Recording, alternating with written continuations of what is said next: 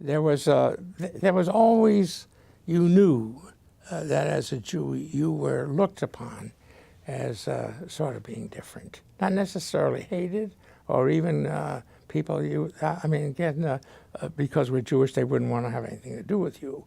There were enough that hated you, but in the long run, I think by and large, if you had a chance to get to know each other, things would work out well.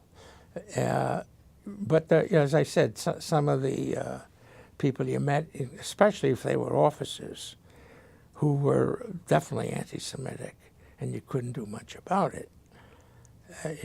You lived with it, and I mean, for example, this didn't happen to me, but one of these younger Jewish boys that I became so friendly with was talking to one of his superior officers, and something came out like the kid was complaining, in general, to the officer, and nothing about being Jewish or anything, but about the fact that he was getting the kind of assignments that that he felt wasn't fair, that it wasn't distributed evenly, minor things, but they were important enough for him to want to see an officer about it. And the man said to him, this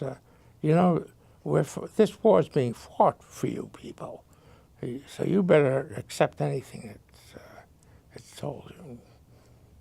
Imagine being 18, 19 years old and hearing that. So I mean, that's the kind of thing that I knew existed, and I knew there were fights, not so much in my company, but in adjoining companies where Jewish boys were being picked on, and in some cases they were just miserable. In other cases, the Jewish boy was finally told, "Look, you don't have to take this," and they beat the hell out of the guy that had been tormenting him. And it was like a triumph, We heard about things like this, yeah. But personally, again, because at that time I was about 6'3", and I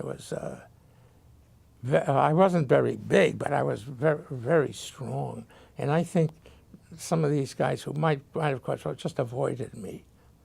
I was, again, luck.